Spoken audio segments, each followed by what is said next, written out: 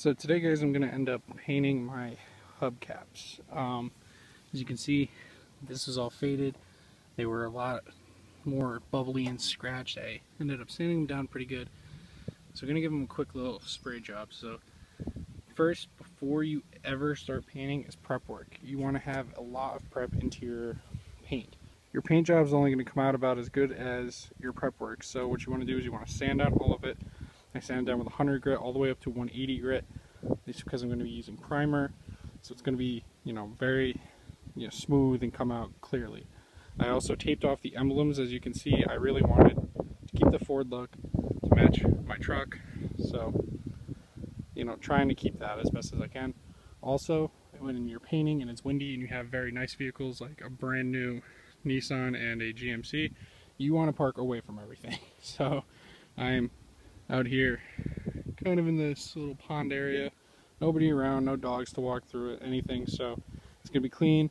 Just paint it on and we'll be good to go. So after you sand it, you get everything sanded down, you're gonna want to start with primer. So my choice of primer, I'm just using a simple Rustox metal primer. I don't know if it's gonna focus or not. It's not, whatever. So shake very thoroughly. I've been shaking for about 3 or 4 minutes now. And what you want to do is you just want to spray on very, very light coats. With primer, it's nothing fancy. You just want to get it lightly on there, let it dry, and come back for more. That's about it. Nothing special. Just very, very light coats and let it build up. This is what it looks like after about 4 coats of primer, I would say. After you apply every coat, wait about 15 minutes of dry time. Let it fully get on there, just so it's a little bit tacky. And then you want to come back and hit it with another coat. This will fill in all these scratches and all the abrasions if it's not perfectly smooth, and fill out any details, like as you can see with the center part that was definitely really worn. So make sure that you wait and you get enough coats of primer, and then after this we're going to go on to the paint stage. So this is after 1 coat of the chrome-ish kind of color. It's not perfect, but I mean, it's going to cover a lot more. So you'll let this sit for about 15 more minutes and come back out and do a 2nd coat, a 3rd coat, and then do a clear later. But so far coming out good. So I was going to call this project a failure because last night I had these out drying in my driveway, as you can see here. And it rained, and I didn't know it was supposed to rain.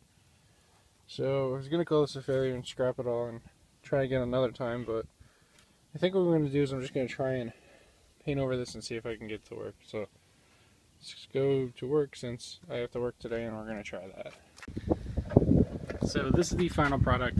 I ended up going with about 8 coats of paint, mainly because of how badly the rain messed it up, like I mentioned in the previous clip. So I ended up going with about 8 coats of paint and about 2.5 to 3 coats of primer. I did at least 1 very light coat and then 2 heavy coats. So they look good. They fit just on my stock wheels. They're gonna run for now.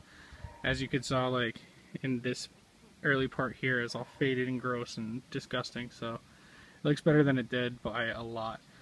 If you're wondering on what I have them on now, they're just stock wheels wrapped in a hand cooked iron Pro ATMs. Great tread, not really anything crazy for what you get. Super deep, good tread, kind of aggressive, but good for street and nice and quiet. So that's kind of how you quickly fix it. It's not going to be permanent. I am going to shoot for wheels and tires at some point soon, so look forward to that. So I'll see you guys in the next one.